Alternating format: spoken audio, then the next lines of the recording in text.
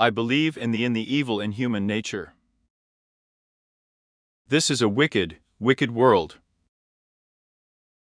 In a wicked world, you wicked people are born.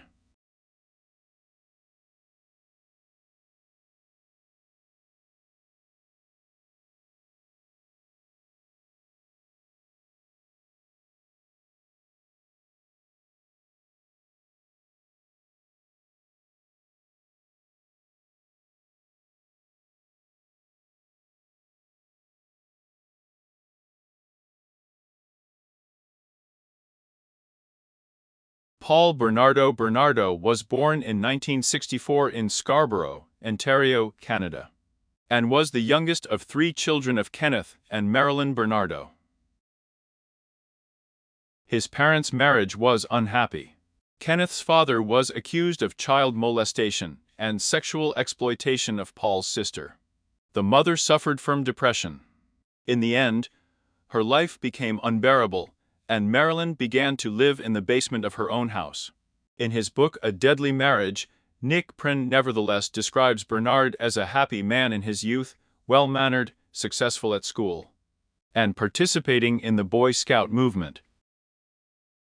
When Paul turned 16, his mother told him that he had been conceived illegally as a result of an affair. Imbued with this information, the teenager began to openly call his mother a sloop. After this event, the first signs of a change in the personality of Paul began. By the time he entered the University of Toronto, Bernard had dark sexual fantasies, one of which was the construction of a virgin farm. Paul dreamed of holding virgins captive on his own farm and raping them. He also liked hard anal sex and public humiliation. Over time, he began dating several girls at the same time and leading a promiscuous sex life. In all cases, Bernardo was violent and threatened to kill his girlfriends if they told other people about the treatment they had been subjected to by him. The Rapist from Carver by 1987, the dark fantasies that had gripped Bernard became a reality. In May of the same year, the once peaceful area of Scarborough became the scene of a series of terrible crimes. About 1 o'clock in the morning of the 4th of May, 1987th year, a young girl was attacked and raped after getting off the bus near her home in Scarborough. This was one of a series of 24 rapes or attempted rapes that occurred over a 5-year period. The police soon realized that the same criminal was behind the attacks and called him a rapist from Carver. His targets were teenage girls and young women. Most of the attacks took place on the street, but in at least one case, the perpetrator broke into his victim's house. The attacks were accompanied by beatings, intense verbal insults, and terrible threats to discourage victims from contacting the police. One day, a policeman on duty at a bus stop noticed a suspicious man hiding under a tree and began to chase him. But the suspect escaped. On November 17, 1988, the Toronto Metropolitan Police formed a task force to arrest a rapist from Scarborough. Investigators did not receive significant leads until May of 1990, when the victim provided them with a description of the attacker's face. The police compiled a computer composite portrait, which was widely distributed, including publications in newspapers. Among the 16,000 responses received over the following weeks, 3 were from people who said the portrait looked like Bernard. The sketch was so similar to Paul that friends jokingly began to call him a rapist. Investigators questioned Paul twice, but concluded that he was not a likely suspect. But in the order of things, samples of his hair, blood, and saliva were taken for DNA analysis to match the samples found on the clothes of the rape victim. DNA testing was a novelty in Canada at the time, and there was only one qualified scientist and one technician at the Forensic Science Centre in Toronto. Samples taken from dozens of men questioned in the Scarborough rapists case were among 50,000 samples collected at the time by police investigating numerous cases across Ontario. Karla Homolka was born in 1970 in Port Credit, Ontario, in the family of a traveling salesman Karl Homolka, a Czechoslovak immigrant alcoholic, and Dorothy Seeger, an employee of a geriatric clinic. She had two younger sisters, Lori and Tammy. Karla was a bright child and a good student. Karl insulted his daughters and humiliated his wife. He often drank and lived in the basement after every family drama. However, when Karl's marriage faltered and he took a mistress, his wife offered to have a threesome and live together. From a young age, Karla was described as stubborn and domineering, unable to compromise with other children, and always ready to express her opinion to adults. The girl became depressed after she began attending Sir Winston Churchill High School. During this period of her life, Karla dressed inappropriately, cut her veins, and claimed false suicide attempts as a way to attract attention to herself. Later, she developed sadistic and masochistic fantasies. Homolka got a part-time job at a pet store when she was in high school. And in 1988, after graduation, she went to work in a veterinary clinic. A happy rapist. Karla met Paul Bernardo at the age of 17 under rather romantic circumstances. She and a friend went to Toronto for the weekend, where friends rented a hotel room for two. After midnight, Karla, dressed in pajamas, realized that she was hungry. To order a sandwich, she called the restaurant, but was told that there would be no delivery to the rooms. The restaurant closed. But there might be something to eat in the bar. Karla was in her pajamas and went to the bar. And there sat an imposing young blonde man with dimples on his cheeks. This was Bernard's floor. The 23-year-old guy was a rare handsome man, tall, blonde, charming, with an open smile. He quickly endeared himself to a new acquaintance. The guys immediately got carried away with each other. On the first evening, they chatted for several hours. They were instantly attracted to each other, and that night, they had sex in the presence of their friends. It seemed to everyone around that these two were made for each other. Since then, Bernardo visited Homolka twice a week and gradually began to control her whole life, deciding how to dress, what to eat, and what to believe in. He often called her fat and ugly. Unlike his previous girlfriends, Homolka easily obeyed and encouraged his sexual behavior, writing down his recommendations in the list of self-improvement. The murder of Jane Doe schoolgirls. Despite Karla's love and attraction, Paul checked her out from time to time. As his friends said, through stories about his difficult childhood, he carefully brought the conversation to the discussion of his fetishes. He started with the fact that he was conceived when his mother was raped, and ended his speech with a mention of his desire for virgins. He thought that Karla would get scared and leave him, but the opposite happened. The girl just laughed and kissed him, as if hinting, "I'm yours, no matter what." One day, Karla, working in a pet store, met a 15-year-old teenage girl. She invited her to her home, informing her that they would spend time just the two of them, and gave her alcohol mixed with strong medicine. When Doe lost consciousness, Homolka called Bernard and informed him about the surprise waiting for her. They stripped the victim and recorded further events on video. First, the Homolka committed sexual acts with the girl, and then Bernardo raped her. The next morning, Jane was sick and vomiting, but she considered it the consequences of the first alcohol experience in her life, and did not realize that she had been raped.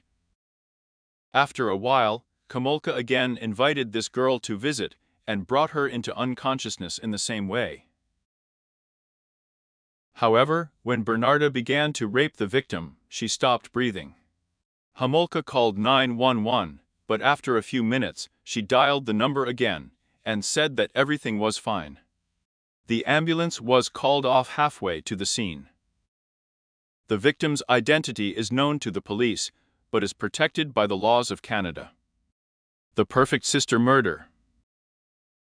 Soon Karla introduced Paul to her sisters, mom and dad. Dorothy and Karla Homolka almost immediately accepted the guy into the family and even allowed to spend the night in their house. However, with one condition: you cannot sleep in your daughter's room, since she is still a minor. Paul amazed them by being very gentle with Karla, talking about his dream of becoming a top accountant in order to earn his own house and ensure a comfortable life for himself and his beloved. However, the young man concealed that by that time he had already lost his job and was smuggling cigarettes across the translucent American-Canadian border.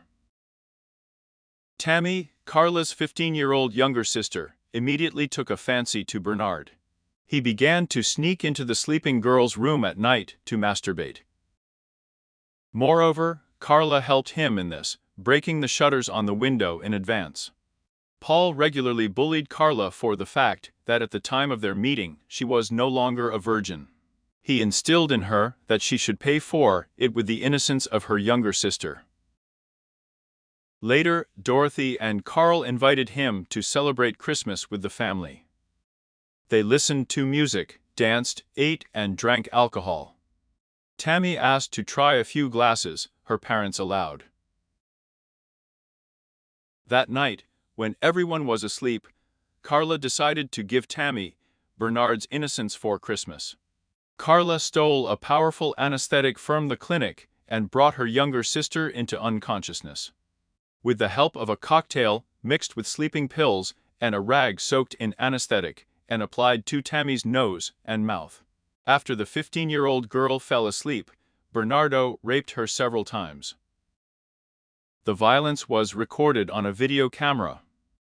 The addendum to this amateur porn movie was a lesbian scene between Tammy and Karla. Later, Karla will tell that Bernardo forced her to do this. In the process of a new rape, which was filmed on a video camera, the girl began to feel sick. The couple did not call an ambulance immediately, spending time dressing the victim and destroying evidence. A few hours later, Tammy was pronounced dead in the hospital. Despite the suspicious circumstances and a chemical burn from an anesthetic on the face, the official cause of death was declared by doctors to be choking vomiting after drinking alcohol. At the time of the rape of the younger of the sisters, the parents of Tammy and Karla Homolka were in the same house. However, they did not notice anything suspicious in the frantic efforts of the daughter and her boyfriend to clean the room and eliminate evidence. Paul and Karla said they were sitting on the couch from Amy behind them. Soon they heard a noise, turned around and saw her on the floor. She had a huge lump on her neck, her parents said. The regional police questioned Bernard and Homolka, in particular, about the unusual burn on Tammy's face. After receiving Bernard's explanation that Tammy received a burn from the carpet when he dragged her into the bedroom, the couple was released. In fact, the burn was caused by the anesthetic in the napkin. The murderers got off with fright this time, and this death played an irreversible role in the self-affirmation of the criminals. She did not stop the vicious desires, but on the contrary, she added determination and instilled beliefs in impunity. At the same time, they began experimenting with mixing ketamine into the drinks of Karla's friends, in order to understand how much sleeping pills are needed in order to turn off a person. At one of the parties, the girls noticed that there was a white precipitate at the bottom of the glasses, and the effect of alcohol was not the same as usual. They told Homolka about it, but she replied that her boyfriend is perfect, and they are stupid girls who talk about a handsome man out of envy. A wedding gift. On February 1, 1991, Bernard and Withers moved into a bungalow in Port Dalehouse, Ontario. 2 weeks before the wedding on June 15, Early in the morning, Bernardo noticed in Burlington, Ontario, 14-year-old Leslie Mahaffey, who was not allowed home by her parents as punishment for returning late from the funeral. After a brief conversation, she asked Paul for a cigarette, but he put a blindfold over Leslie's eyes, pushed her into the car, and drove her home 53 kilometers away, telling Homolka that they now have a toy. They raped the girl together, while listening to music and filming what was happening on camera, and also tortured her. Leslie cried and asked Bernard to stop bullying, and he forced her to anal sex. At some point, the blindfold slipped from the victim's eyes, and this determined her future fate. The video taken by the criminals was shown during their trial. During the day, the girl was raped, after which she was killed the next morning. According to the testimony of Homolka, Bernard strangled her with an electric cord. He himself claimed that this Karla forced the victim to take a lethal dose of drugs. Leslie's body was put in the basement, after which Paul dismembered her with a circular saw, filled the pieces with cement mortar, and dumped into the lake. They got married on June 29, 6 months after Tammy's funeral. Those who told them, they say, how it is possible to arrange a feast after only 6 months from the date of Tammy's death, received an answer in the style of need to move on. Then, 30 kilometers from the place where Paul and Karla were getting married, a local resident, Bill Grangan, found several concrete cubes at the bottom of Gibson Lake. One was split, and something was sticking out of it. The man poked the block with an oar, and the water began to turn red. Bill looked closer and saw a human leg, arms, feet, and head. He got scared, returned to the shore, and called the police. An hour later, several outfits, divers and journalists arrived there. We believe that this girl, a young girl, can be from 14 to 24 years old. The remains of the child's body were concreted in the blocks. The next day, a man found a human torso floating in the water. It was 14-year-old Leslie Mahaffey. Her parents reported the girl missing on June 15. While the police were investigating the murder of Mahaffey, Paul and Paul Bernardo were on their honeymoon in Hawaii. When Leslie disappeared, her parents and the police thought she had run away from home because the girl was a rebel and was always fighting with mom and dad. This news has become the #1 event. People were scared and shocked that such a thing had happened in their quiet place. Police searching for clues in Mahaffey's murder were unaware of evidence that could link the crimes to the Karla rapist. Meanwhile, the death of T. Homolka was not the subject of a criminal investigation at all. Almost a year later, in April of 1992, the regional police turned to the American FBI for help. A group of experts has compiled a psychological portrait of the killer as a sexual predator who is likely to kill again. The murder of Kristen French. And so it happened. On the afternoon of April 16, 1992, Bernardo and Homolka were driving through Santa Catarina, trying to track down a new victim. It was the eve of Good Friday. School children were returning home for the Easter holidays. Apart from them, there was almost no one on the streets. Driving past a Catholic school, the criminals noticed a 15-year-old student named Kristen French who was returning home from school. They immediately turned into the parking lot and got out of the car, holding a map in their hands, pretending to get lost. When the girl, attracted by the request for help, began to look at the map, Bernardo attacked her from behind and, threatening with a knife, dragged her into the front seat of the car. Several witnesses of the incident at that time simply did not understand the essence of what was happening. Sitting back, Karla held Kristen by the hair, controlling her head. Frank lived near the school and walked the same route every day, so her parents quickly noticed her absence from home at the usual time, and the police began searching as soon as possible. After interviewing witnesses, they quickly established the correct picture of the abduction, and even found out the signs of the kidnappers and their car. However, all efforts to return the girl were in vain. Witnesses said that a cream-colored Chevrolet car had been parked at the scene of the abduction for a long time. The witnesses were interrogated using hypnosis, but the police did not receive any other valuable information. Over the course of 3 Easter weekends, Paul and Karla tortured and raped Kristen in various ways, filming it all on camera. They also forced the girl to consume large amounts of alcohol. During Bernardo's trial, the Crown prosecutor Ray Halluin claimed that the defendant had planned to kill this victim from the very beginning, since he had not made any attempts to blind her with a blindfold, and was aware that French would be able to identify his tormentors later. The next day, the couple took French to Portdale House and killed her. And then we went to an Easter lunch with Homolka's parents. On April 30, 1992, a woman's body was found in a ditch along a rural road in the northern part of Burlington. The face was disfigured, the hair on the head was shaved off, but the old injury of the absence of the tip of the little finger of the left hand immediately prompted investigators that the corpse belonged to 15-year-old Kristen French. Mahaffey's remains were exhumed, and forensic experts found bruises on his back that resembled blunt force trauma to Kristen French's body. For the first time, the police linked the 2 murders.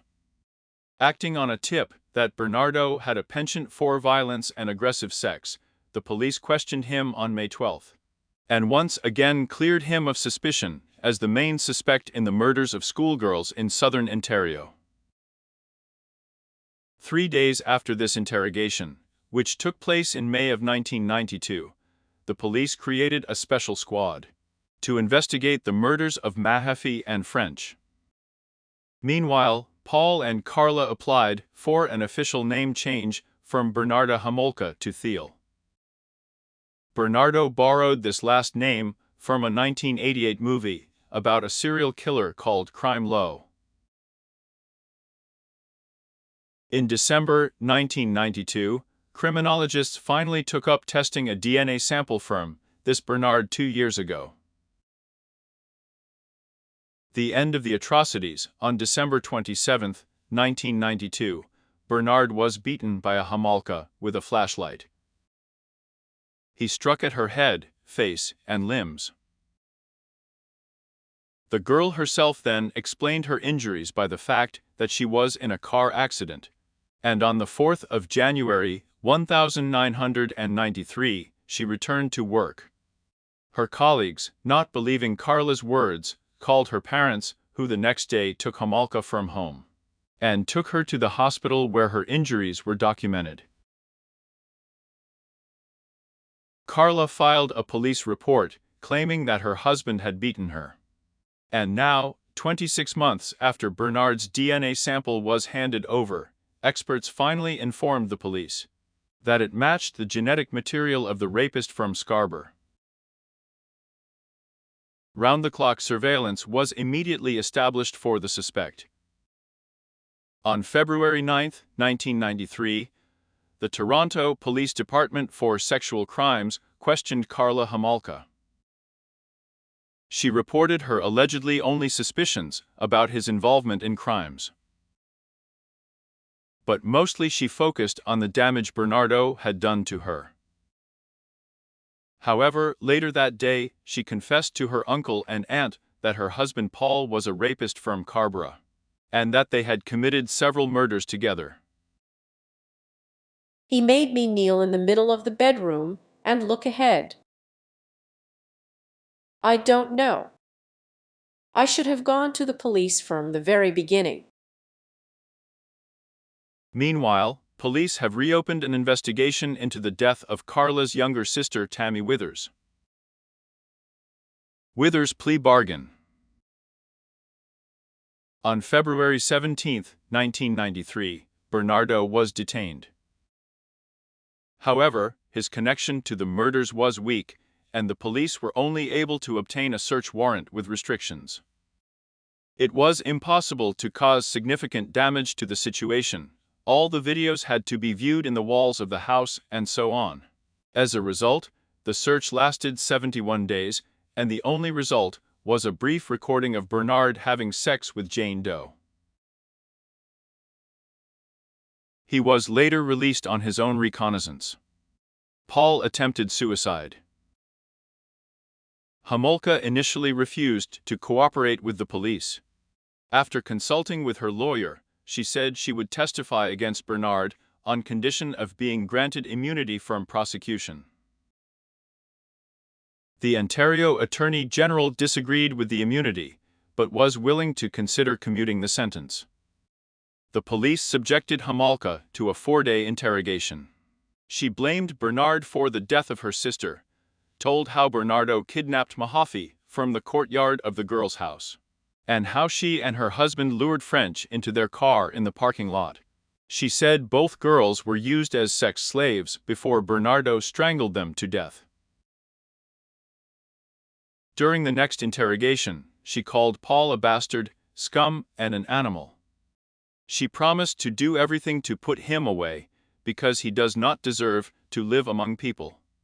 Homolka also told the police that Bernardo confessed to her of committing 30 rapes and called him a happy rapist. As a result, in 1993, the police came to visit Paul. His DNA matched DNA samples found on the body of one of the victims. 12-year sentence. Wanting to ensure Bernard's right to a fair trial, the authorities imposed a ban on the publication of details of the investigation. The ban was supported by Homolka's lawyers, but not by Bernard. The latter claimed that Karl had already been presented to the public as a victim and not an accomplice of her husband, and the ban will thus serve to consolidate this false opinion. The media predictably tried to challenge the ban. There were also voices of people who believed that rumors would cause more harm to justice than the publication of real evidence. In 1995, a trial was held. Bernard was accused of 2 murders. Video recordings made by the spouses during the abuse of the abducted were shown at the meetings. The process was actively covered by foreign journalists, including American newspapers and TV channels, which could not be banned from publishing details, which continued to operate in the state of Ontario. On September 1, 1995, Paul Bernardo was found guilty of the murder of 2 teenage girls, Leslie Mahaffey and Kristen French, and received the maximum possible sentence in Canada of life imprisonment. Bernardo also received the status of a dangerous offender, making his future early release from prison unlikely. Karla's interests were defended in court by George Walker, who was grateful to her for caring for his sick dog. He convinced the prosecution to make a deal in order to get a complete picture of the crimes, and the jury is that Homolka was just an unhappy, intimidated victim of a sadistic husband. The court ruled in favor of Karla. The deal was done. Homolka went to prison for 12 years. Later, the police found new tapes on which Karla behaved no longer as a victim, but as a full-fledged accomplice to the crime. Since 1995, in connection with the case of Bernard and Homolka, a large internal investigation was conducted in the Ontario State Police, in which the judicial authorities were also involved. As a result of following the recommendations of the latter, the state has changed some police practices and acquired a crime registration system. Bernardo is being held separately from other prisoners. Despite this, they attacked him several times. Moreover, in one case, the prison guards had to repel the assault of the segregation unit by the crowd with the help of gas. In 2000, Bernard's lawyer stated that his client confessed to new crimes, mostly committed in 1986 year. a year before the start of his official criminal career. He is also suspected of a series of rapes in New York State, USA, and possibly some murders. In 2000, Bernardo stated in an interview that he had changed and considered himself a good candidate for parole. In September 2013, he was transferred to a new prison in connection with the closure of the old one, and is now being held in the city of Bass, Ontario. Paul Bernardo was eligible for parole for a day in 2015 and for full release in February 2018. He told the commission meeting that he cries every day. An employee of the convoy service, describing the prisoner, said that he was always in a good mood and had a great appetite. His application for both full and full parole was rejected by the Parole Board of Canada after just 30 minutes of deliberation. As a dangerous criminal, Bernardo will most likely never be released. Paul is still in prison and writing books. One of them is about the Russian mafia, British spies, and American drug dealers. Karla is free. Homolka was released in 2005. She moved to the province of Quebec, remarried, and gave birth to a son. In the 27th year, the Canadian press reported that Karla, along with her husband and child, now lives in the Antilles, having changed her name to Lynn Teal. However, later, in the year 2012, journalists said that they found Karla in Guadeloupe, living under the name of Karla of a brothel with her husband and 3 children. Moreover, she works as a teacher at a school.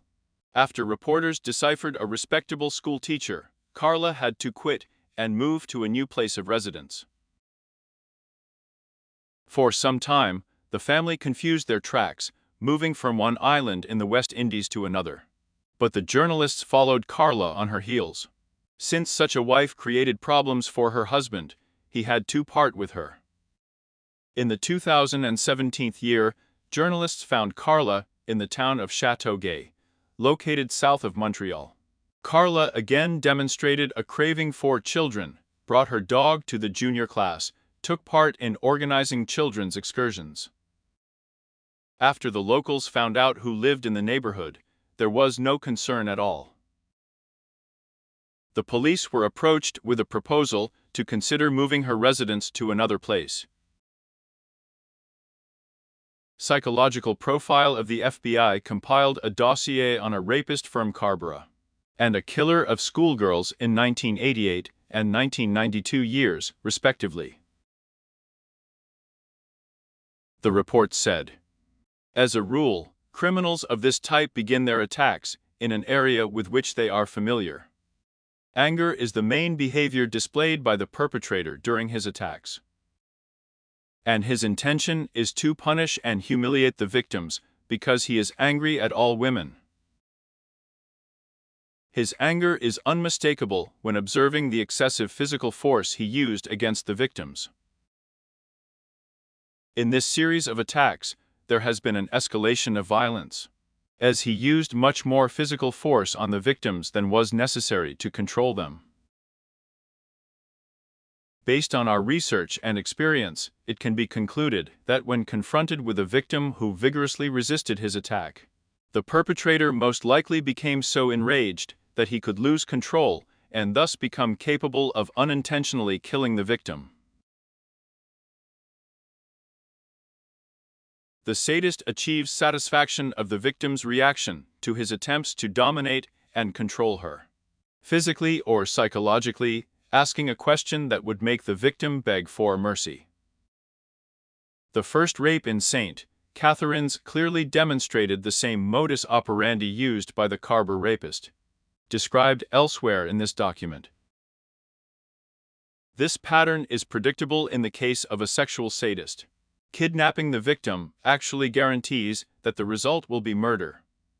If a sexual sadist holds the victim, he feels that he cannot let her go.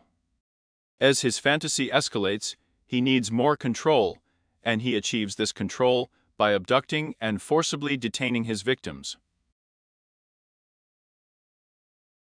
The ultimate dream of a sexual sadist is to fully possess his victims both physically and psychologically. He seeks to establish control over their lives and eventually over their death. Experts found Homolka more mysterious than Bernard.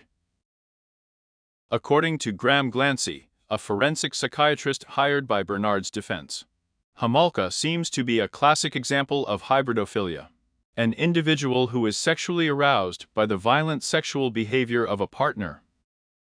Bernardo scored 35 out of 40 points on the psychopathy checklist, which makes him a dangerous criminal and probably a psychopath. Homolka, on the other hand, scored only 5 out of 40. Describing the relationship of the criminal Barbie and Ken, it can be argued that it was a very destructive relationship. They fed each other, encouraged, supported.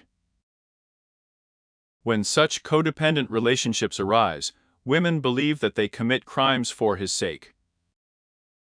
For the sake of love, people really do crazy things. If such a woman had not met a maniac, maybe she would never have done anything like this. Films and books. In the 2006 year, Karl's film was released based on these events. The filmmakers tried to understand what motivated the woman who decided to do such things. One of the slogans of the film, "She couldn't stop him." Before filming, the group preparing the film consulted with the victims' lawyers. It was successfully released in Canada. In 1997 year, the Canadian poet, novelist and critic Link Crispy published the work Paul's Case, which followed the cultural effect of the Bernard and Withers case and its impact on society. The story of Ken and Barbie was reflected in several episodes of crime series like Law and Order: Special Corps, as well as in the documentary Dark Heart. Dear subscribers and guests of the channel, what do you think about this story? How could such a seemingly harmonious pair of young people in love with each other turn out to be cruel murderers? How did Paul rape innocent girls for so many years and go unnoticed?